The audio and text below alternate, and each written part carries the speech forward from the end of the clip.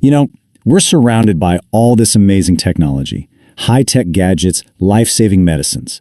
But what most of us never think about is that all of it, every single piece, depends on a hidden battle being fought on a scale that's almost impossible to imagine. Today, we're going to pull back that curtain and take a look at this invisible war. So let me ask you something. Picture one of those massive, super advanced factories where they make microchips. I mean, these things cost millions, sometimes billions of dollars. What do you think it takes to completely ruin one of those complex little chips? A power surge, right? Or maybe a software bug? An earthquake? Well, the real answer is pretty much nothing. A single, invisible speck of dust. A tiny flake of skin from a worker. A stray fiber that came off your shirt. Any one of those things, if it lands in the wrong place during production, can make that entire multi-million-dollar chip totally useless.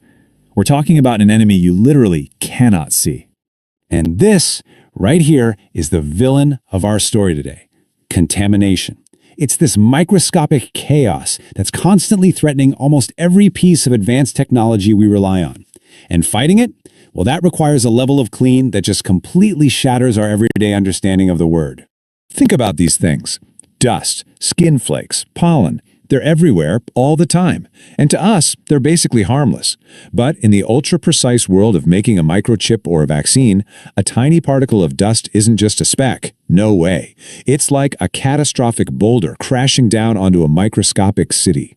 So how in the world do you fight an enemy you can't even see? You need a plan. You need a rulebook that everyone on a planet agrees on, one that's incredibly precise. And that rulebook has a name. ISO 14644. This is how the entire world agrees on what clean actually means. And look, this isn't just one simple rule. It's a whole family of standards that lays out every single detail. How to classify the air, how to test it, how to build the rooms themselves, even how people have to behave inside them. It's the complete blueprint for winning this war on particles. Having one global standard like this is just so important. Because before this, honestly, it was total chaos. Every country had its own rules, which was an absolute nightmare for global companies. But now, whether you're building a sensitive satellite part in the US or a new vaccine in Germany, everyone is following the exact same playbook. So, okay, how do you actually measure something so ridiculously small? How do you define clean in a way that you can actually test and verify anywhere in the world? Well, it all comes down to something pretty simple. Counting. Just take a look at this. It really breaks down the different levels of clean. So in ISO Class 9, that's basically just normal city air, right? We're talking over 35 million particles in a box about the size of a microwave. But as you get cleaner, the numbers just fall off a cliff. An ISO 7, maybe like a hospital operating room, has 100 times fewer particles. Then you jump to an ISO 5 for making medicines, and it's another 100 times cleaner than that. The scale is just staggering. And then you get to ISO Class 1. Just let that number sink in for a second. 10. In a cubic meter of air, you are allowed a maximum of 10 tiny, tiny particles. That level of purity is almost impossible to wrap your head around. It's about as close to absolute nothingness as we can get. So how on earth do you even do that? How do you build a room that is literally millions of times cleaner than the air just outside the door? Well, it's not magic. Even though it kind of sounds like it. It's actually a combination of brilliant engineering and just extreme human discipline.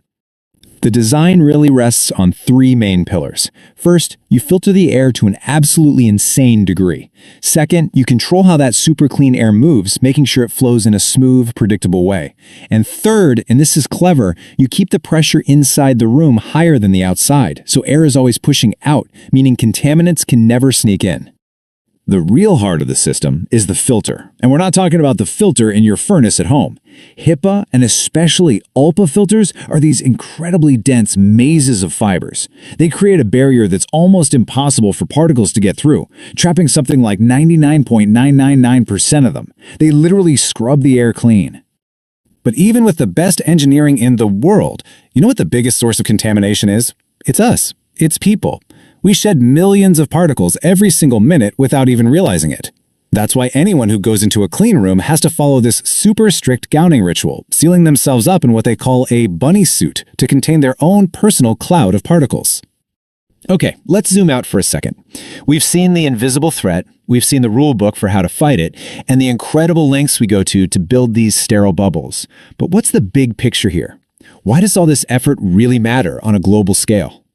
When you get right down to it, it's all about trust and reliability. Consistency means a microchip works exactly the same no matter where in the world it was made. Quality means our medicines are pure and our electronics work perfectly every time. And compliance? Well, that just means these critical products are certified as safe and effective for all of us to use. This quote really just says it all, doesn't it? This invisible war against particles, it isn't some optional extra. It is the absolute foundation that our entire high-tech world is built on. Without these standards, without these clean rooms, the modern world as we know it would literally grind to a halt. And that leaves us with a pretty fascinating thought to end on. We're getting better and better at building smaller and smaller things. Soon, we'll be working at the atomic level. As we get there, what new, even more invisible threats are we going to discover? What does an ISO Class 0 even look like? That right there is the next frontier in this never-ending battle to stay clean.